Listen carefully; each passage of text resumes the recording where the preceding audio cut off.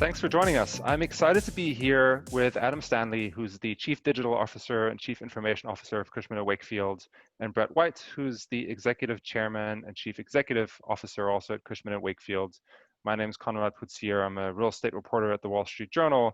And we have a lot of ground to cover with this panel. We'll talk about the company Cushman & Wakefield, its digital strategy, why it maybe doesn't do as many venture investments as some other companies, a bunch of things. And then we'll talk about the real estate industry as a whole, the role of technology, how everything's being impacted by the pandemic, et cetera. So I'll very briefly introduce the two speakers, and then we'll go straight to the questions. So I'll start with Adam, who's been with Cushman & Wakefield since 2014 in his current role. And he's responsible for technology, data, and innovation strategy for the whole company. And before he joined Cushman & Wakefield, Adam was the Technology and Security Services Director for Aviva, one of the world's biggest insurance companies. He's also served as Global Chief Technology Officer for Aon, a risk management, insurance, and reinsurance company. And he spent nearly 10 years with Deloitte Consulting.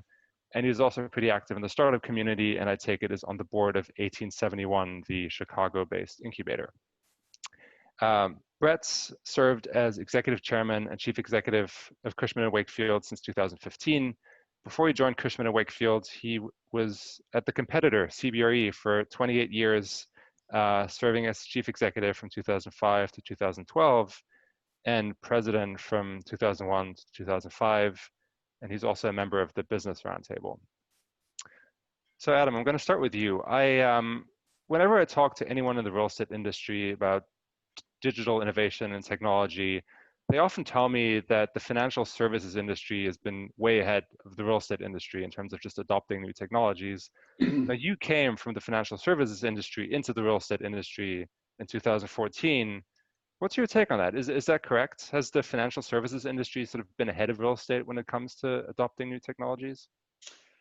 Well, Conrad, yes. I mean, the short answer is absolutely. But I think there's the interesting thing that I found is that being first can be amazing and it can be really good, but it could also be a really bad strategy. So as much as I will say that financial services were ahead of the curve when it came to using digital, it still took years before we in the financial services industry actually understood what we were doing. So it's really easy to gather just millions and millions of lines of data. But if you actually don't know what to do with the data, then it's kind of a waste. And I'd say that to some extent, real estate has a really incredible opportunity because they've been able to see everyone else and what their curves look like. And now we can kind of adjust and adapt based on those curves. So one thing, you won't see nearly as much money wasted on data initiatives in commercial real estate as you did in the early days of banking, where millions and millions and millions of dollars were wasted gathering data into these grandiose data lakes, all for nothing. So I think it's a blessing and a curse to be a follower.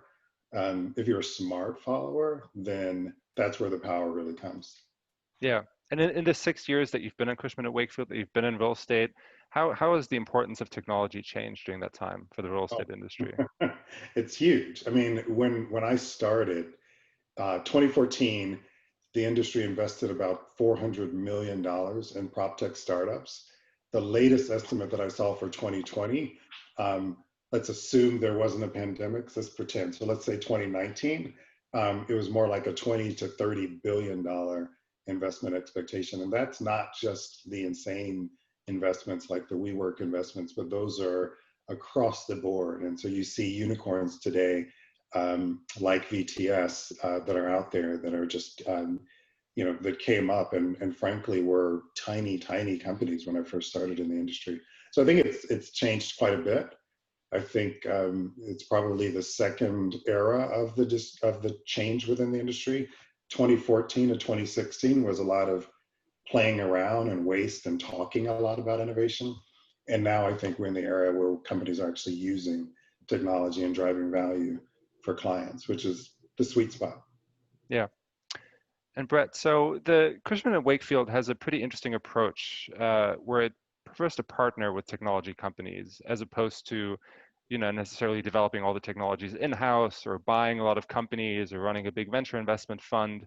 Can you tell me a little bit about this approach and why you think it's the right one? Sure. Well, I think I take the starting position that we're a real estate services company, and we bring lots of products and services to bear to our clients, technology being one of them. We don't fashion ourselves or believe that we could be a market-leading technology developer or innovator. There are billions of dollars being spent in property technology every year by very, very focused, bright people who do nothing but invest and build technology platforms. For us as a service provider, the position we want to take is an integrator of the best products and services we can to our client. In fact, I think it's a bit of a conflict of interest to go to a client and say, listen, there are 10 technologies that do this, but the one we developed or we bought is the best, and you can't use any other. That presupposes that A, you've actually bought and developed the best technology out there.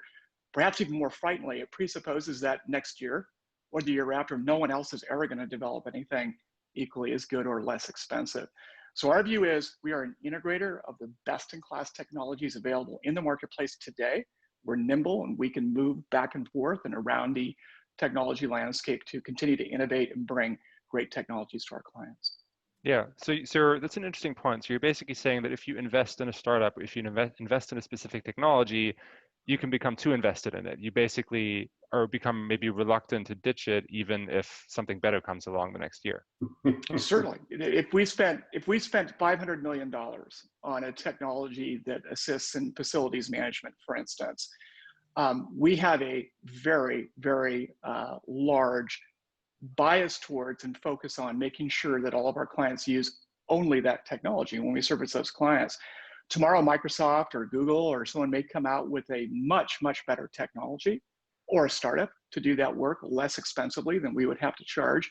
And yet we'd be very much biased towards not using that great technology and having to use our own. So we see this as a very easy choice. Yeah. And what's the flip side? I mean, do you have to pass on great investment opportunities? Do you constantly have startups basically coming to you and saying, hey, why don't you buy a stake in us? We don't make our revenues and our profits on building and selling technology. It's not what we do.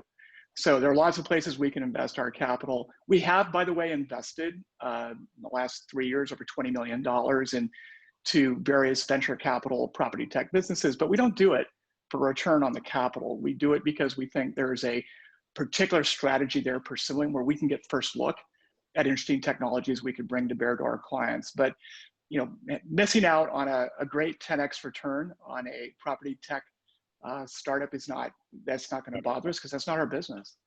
Yeah. Yeah, Conrad, I would add to that. Brett is spot on, and I remember one of the first conversations I had with Brett when I first started, and we talked specifically about whether we should start some type of a fund. And the reality is, one of our key strategic venture partners is Fifth Wall.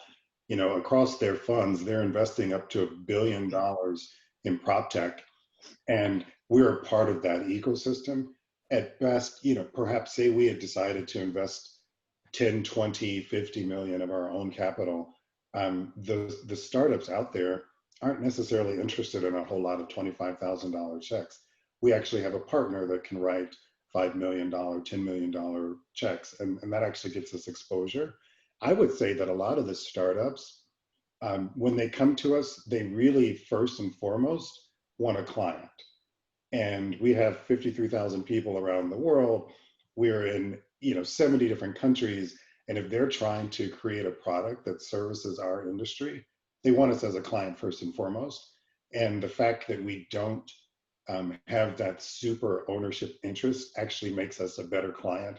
It's a symbiotic relationship. The partnership is much stronger. And some of the startups that have come to me have explicitly said they prefer to work with us because we support an open ecosystem. We rarely require only to work with us. We are really excited when we can be a part of something that raises the entire industry. One of the investments we made a few years ago in a company, we no longer use them for our services, but we truly believe that it did uplift one of the service lines in which we provide services. And across the board, the innovation that came from that investment and from some of the things that came around have, you know, transformed the that particular service line. So I think it's spot on, and to have a CEO and a CFO that support partnering without necessarily feeling tied to those companies has completely transformed the way we can work with the prop tech community. Yeah. And so I guess this is a question for both of you, but what do you look for in a partner? If I'm a tech company, how should I pitch Cushman and Wakefield? Can I take Go ahead, that Adam. first, Brett? No, I Yeah. will, because I will tell you what's the pitches that don't work are the pitches that emphasize the shiny red ball, but not how that shiny red ball helps our clients. So like, if for you to understand Cushman and Wakefield, like, you have to understand, and this is not marketing talk, everyone at Cushman is like focused on the client. And so if you want to come to us for technology, you literally have to be ready to say, this is what I built. We understand your client's needs, and this is how what I built will help meet your client's needs in a way that hasn't happened before.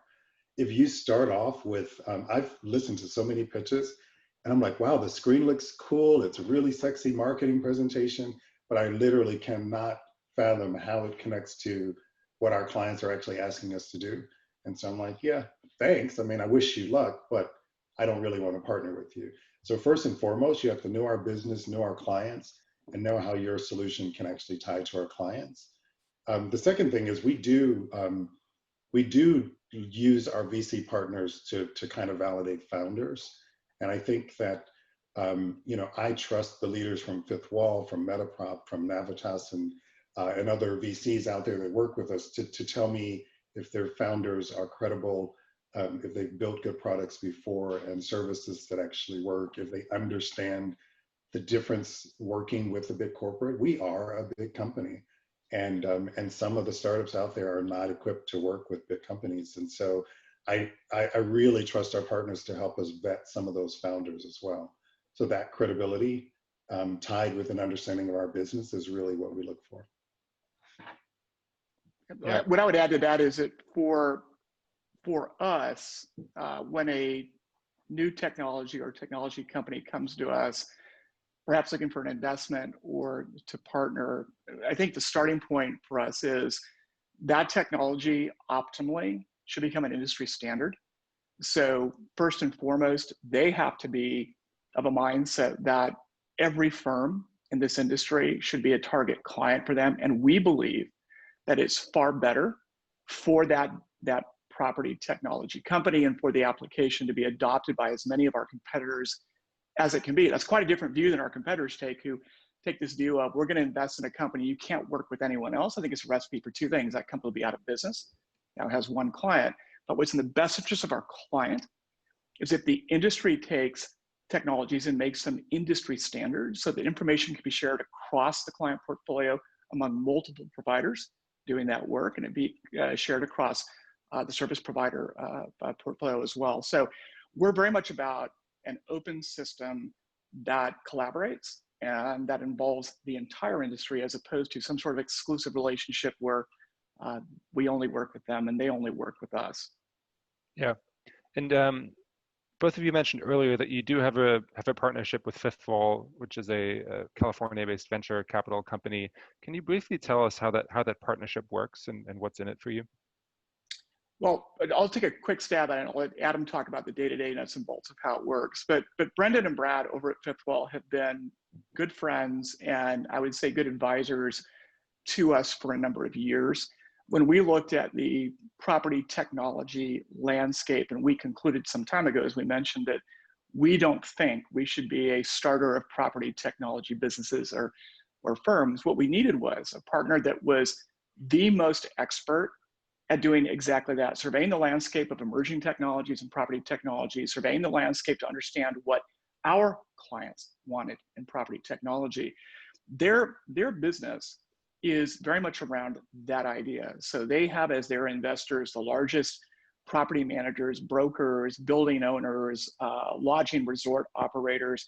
And when they invest in a technology, as I mentioned earlier, it's the idea that that ecosystem of ownership and service providers are together helping that technology develop. And they became for us our eyes and ears into the property technology marketplace to use their 30 or 40 analysts, their very smart people to say, here are 30 applications that involve whatever it is. And we think these two, or this one is the one that is the best fit for you and your clients.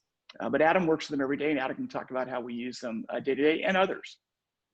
Yeah, and Brett's spot on. The partnership, I'll give you one example. There's one of our retail business. We have really demanding clients, and we have a tremendous retail business. We went to Fifth Wall, and we presented them with a problem, with a challenge that we had, that we wanted to be able to better service those retail clients. And we said, let's work together. We brought the best of our retail practitioners, people from Fifth Wall. Fifth Wall actually kind of sent our problem out into the startup community and came back with a couple of potential partners for us. We ended up selecting one of those partners, which was Placer.ai, which is a partnership that we just announced a couple of weeks ago. And that was in partnership with Fifth Wall. It's not saying that we wouldn't have otherwise found Placer.ai, but I think it was the ability to have very smart people listen to us talk about the problem, go back, think about it, scour their universe of partners, and not just think of a partner that could meet the need, but think of a partner that can meet the need in a unique way that fits our culture, our particular business model, and so forth. And so it's really, really effective, and we've done quite a bit with them. So we we view them both as a strategic advisor, as well as a prop tech validator, and they're just really smart people. Mm-hmm. I would add, though, the interesting thing about being a company that everyone knows is working with partners. Effectively, there are several VCs that we talk to every month that give us insight, that give us advice, that ask us for insight and advice, and we don't give them a penny. Like, we're not invested in them at all. So I think what's been fascinating is our business and technology leaders are also open to innovation and talking with startups, that like the VCs are like, okay, let's test something else. Let's test something else.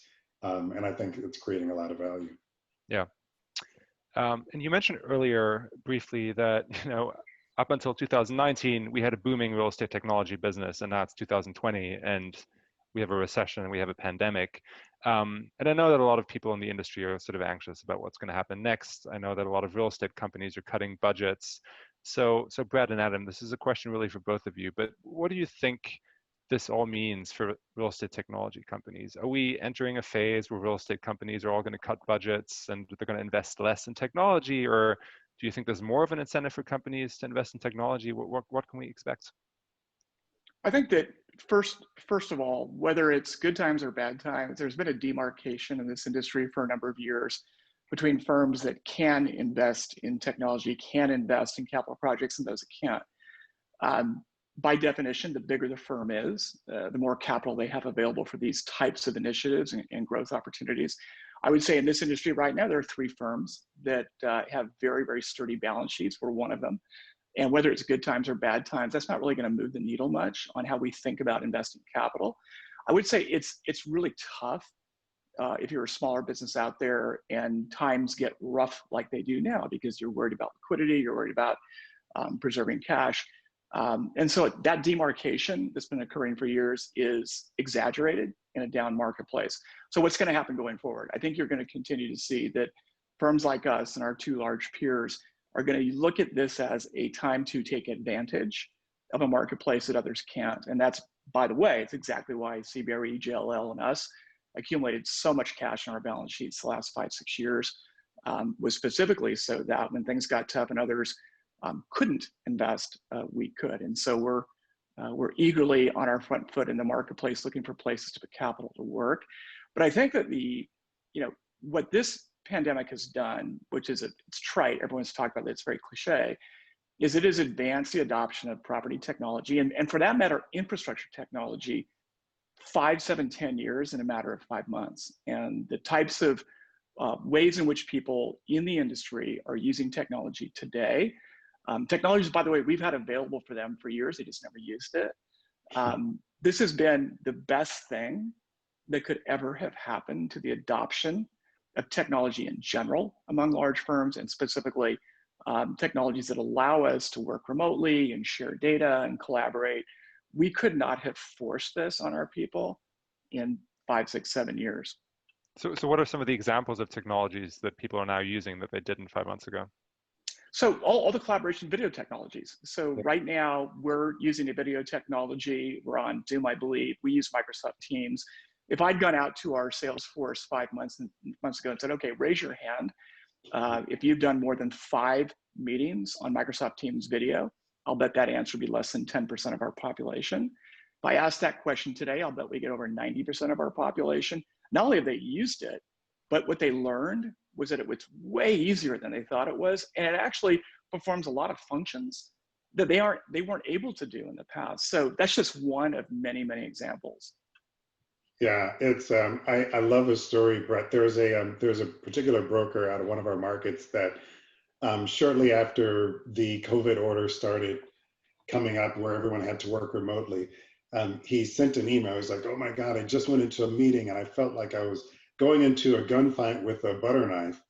And he said they were on video and they were doing this, and we called him and we said, "So just let's talk about the meeting." And then we talked about Teams, which we can use with video.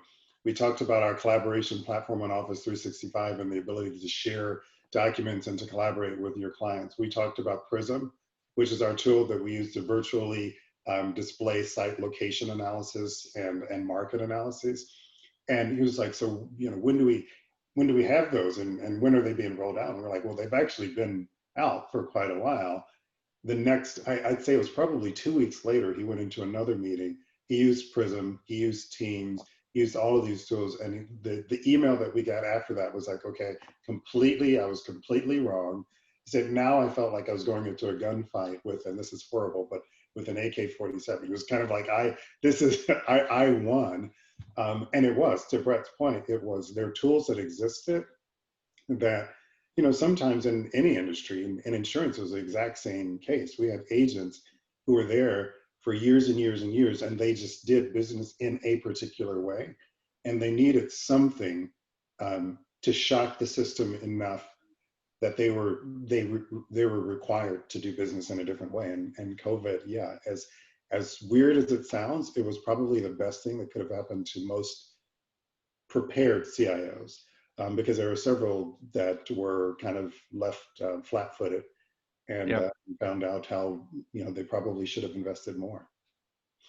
Brett, before we move on, I want to clarify one thing. You talked about this war chest that you've built up in preparation for this. So does that mean you're going to invest more in digital technology innovation in the months and years to come than you did before? It means that we're prepared to invest where we see opportunities. So I would put it a bit more generally than that, which is, I think what I learned and other folks who were around during the global financial crisis learned running these big companies is that you absolutely want to be in a position of offense when things get tough, not defense. In the last downturn, big 3 firms I spoke about, we were all on defense and could not make investments where we saw opportunities. This time around, all 3 of those firms are very much on offense. So will those investments be specifically in technology? Who could say? Certainly there are technologies and applications that we're currently investing in. Not changing the rigor or the quantums of those investments, but we're also prepared. If something came across our desk tomorrow that Adam thought was compelling and a really good place for us to put some capital to work, we're fully prepared to do that. Yeah, I would add to that, Brett, that almost going back to an earlier question, Conrad, the difference between 2014 and now, I'd say that in 2014, 2015, 2016, going through this period, most of our business leaders the first thing they would have been looking to cut would be technology. In 2020, it's the absolute last thing. So most of our business leaders are saying, let's find efficiency everywhere else we can find it, and then go to technology. And the power of that is the push for automation. So we're looking, more of our business leaders are saying, what can we use robotic process automation for? where can artificial intelligence save us money in every space. And so you're actually hearing conversations now where business leaders are saying, how can we use an increase in technology spend to reduce cost elsewhere, which is super exciting. And I think that's definitely different. It's probably true across the industry, definitely different now than it was 3 or 4 years ago. Yeah. I want to talk about the office sector briefly, which is obviously a huge part of your business. There's been all this debate about the future of the office. You know, we don't have to get into all that. But clearly there is a lot of anxiety among people about returning to the office. People want to be safe. And I know that for Cushman & Wakefield, making offices safe for people to get back to during this pandemic has been a huge focus. So I want to talk about the technologies that you're using or that you find particularly promising in helping people to go back to the office. What are some of the technologies that you've seen, that you've used, that you think can really make a difference, that you think can be a game changer for years to come? And conversely, what are some of the technologies that you think are overhyped, that you know are being used but don't really do anything? Sure. Adam? Yeah, I'll start with that. I mean, I think the fascinating thing to me, and Brett mentioned this earlier, is that all of the sexy tech that's out there, all of these new startups that have occurred over the years, if you were to survey the majority of corporate workers that had to work the last 120 days in the US from home, they'll say very boring things. Some of the enterprise things. They like Teams, they like Office 365, they like the fact that they can do the majority of the work that they need to do from wherever. And so in a way, you kind of are like us, you know, kind of sad as a tech geek that, you know, it's the enterprise stuff. But at the end of the day, that's the bet that we made. We made the bet 5 years ago that if we built the strongest foundation possible, then everything else can be kind of added on it. So the first answer is that it's Salesforce, Workday, Microsoft, Office 365, all of those tools that allow our people to do their jobs from wherever. That's basically making us stronger through the pandemic. But in terms of the technologies that we're really interested in, so first would be tenant apps. So we're really the tenant experience apps. We're finding that this event, more than anything, proved that people needed to be able to access services from their smartphones. So not calling in individual or going to a particular office to get access to a room or to book a conference room or do anything like that. So tenant experience apps are really prevalent. So we look to partner with companies like Rise and HQO in that space.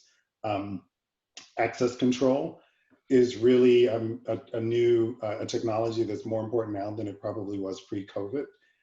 Because again, you need to be able to get people in and out of a building in a safe manner.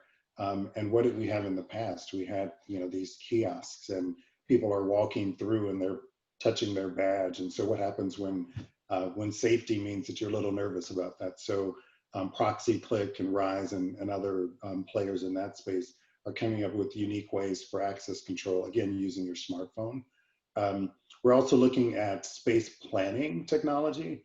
If you think about it, and we at Cushman have been using a partnership with SaltMine to help our clients do rapid prototyping of their space fit out. So you can play around with your space and decide how many conference rooms you're going to have versus offices. Well, now we're using that same technology to figure out how you can space the office out so that you can maintain that social distancing of 6 feet. And so those same technologies are coming back. And yeah. I think the last one I would point out that's interesting that I thought I would never frankly be talking that much about is air quality management. And there's some companies out there that are looking at how do you monitor and manage the quality of air.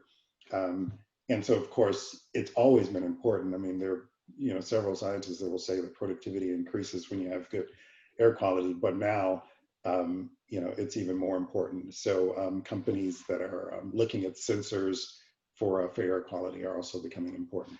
Yeah. Awesome. I am told we're out of time, unfortunately. I would have loved to talk to you guys more, but we have to stick to 30 minutes. So Yeah, thanks again, Adam and Brett, for taking the time, and thanks everyone for listening in. Thank you. Absolutely. Thanks for having me.